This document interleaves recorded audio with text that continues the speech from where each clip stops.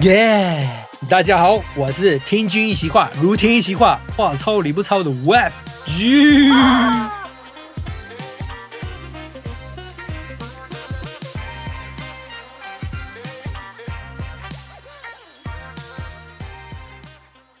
你知不知道什么是当当当当当当？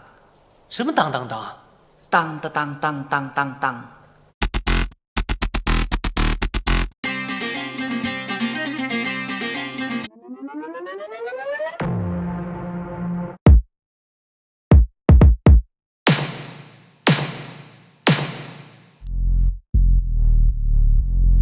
准备好了吗？ We got the fire, we got the dancing, we just down, down, down, down, down, down, down, down, down, down, down, down, down, down. Got the fire, we got the fire, we got the down, down, down, down, down, down,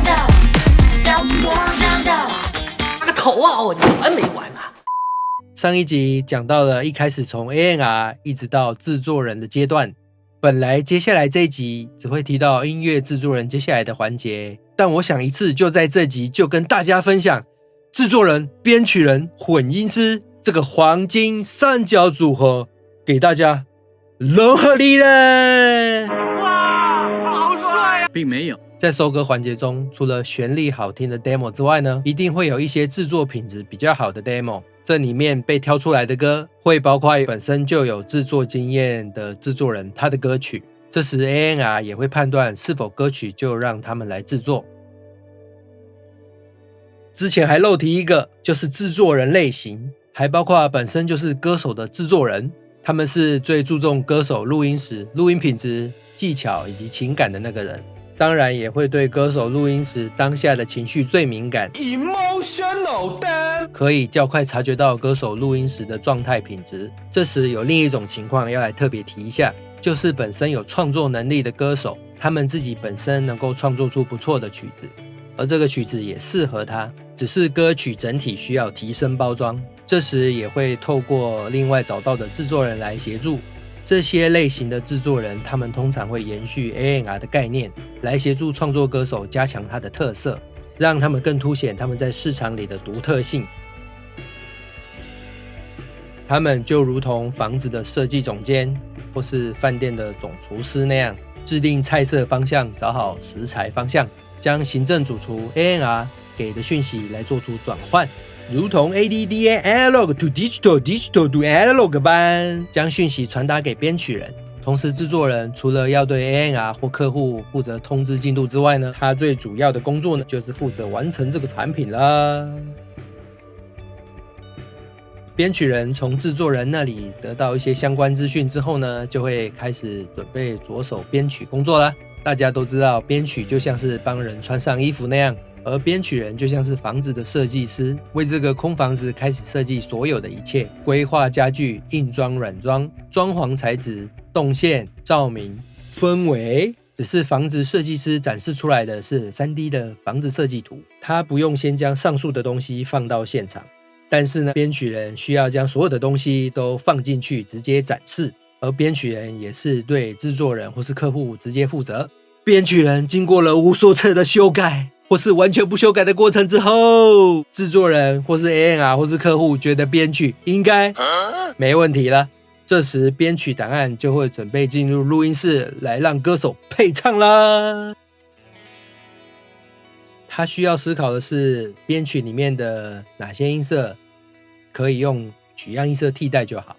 什么乐器需要录制真实乐器。此时的状况呢，它会发生在歌手还在录音配唱的时候，那或者是呢，歌手已经录完音了，开始进行人声剪辑的状态咯。大多数的制作人他会自己将录制完的人声来剪辑完成，但也有的人声会交给负责配唱的配唱老师来剪辑，或是当下歌曲的录音师来剪辑，至少他们是从头到尾都参与录音的那个人。歌手录音当下的状态呢，无法保证每次都是100%的完美，可能也有外力影响啊导致录到的声音不一致，表情不连贯，情绪上不来等等的。因此常常听到有的歌手几个小时就录完了，或者是呢有的要录到2-3天，那甚至有录到1个礼拜的，厉害了吧？刚才的环节有提到，制作人需要录制真实乐器的情况，大多是制作预算的问题，当然也有制作人自己贴钱录真实乐器的啦，讲到就怕。这时取决于真实乐器出现的时间长短而定，或者是它的重要性而决定。其实很多现今的取样钢琴它都不需要再重新录音，但除了演奏类型为主的钢琴音色之外很多都直接使用取样的钢琴音色。因此呢，大众录制真实乐器的类型不外乎是吉他、弦乐、鼓。如果呢是器乐演奏类型的音乐，那就会有许多特殊的乐器需要录音啦。而弦乐的录音呢，也会因为编制的不同，会有不同的规模以及预算。还漏掉一个重要的部分，就是和声。他们是除了人声主唱之外，最如同丝绸般绵密地贴在主唱旁，协助整首歌曲的人声频率还有情绪动态，让歌曲表达能够进入一个更丰富的状态。Happy Birthday！ 直接下课吗？接下来开始进入混音阶段。当混音师收到所有的分轨档案之后呢，他们会开始进入前端工作模式，包括整理档案、分组、标签上色、音量检查，然后是正式工作阶段。音色修整、音量整理、平均动态、人声美化、听觉美感等等。它像是炒菜的后半环节，火候、加水、调味料、口感、摆盘。最后在混音师的最后还有个人叫做母带工程师，他的这个阶段环节主要是确保音乐送出去之前所需的整体动态音量与频率或是颜色相关的超级微调，就像手摇饮这种 0.5 分糖或是微冰的概念，有时通常会搭配母带制作人，也许会是制作人本人或是另外的母带制作人。另一个需求是出去的格式为何，例如 CD 鸦片、黑胶鸦片或是各大串流平台等，有点像是菜煮好了，那你要内用呢，还是外带呢，还是你要站着吃的那种概念呢？但他不站在柜台收钱跟接外送单。到歌曲完成的这个阶段呢，它只是属于音乐产业环节的前端而已，还有包括其他活动演出相关环节、经济的环节、表演事业经营的环节等等。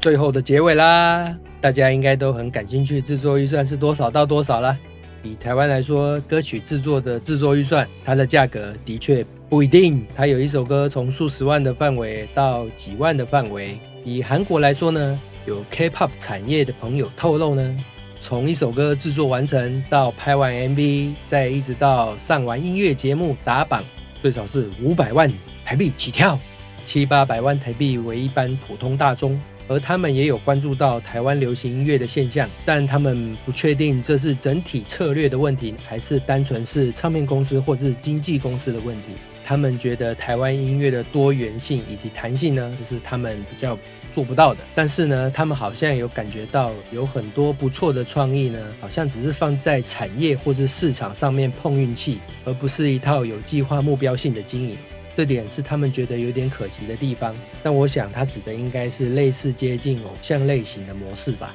上一集有提到 K-pop 的书，有兴趣的可以去看看哦。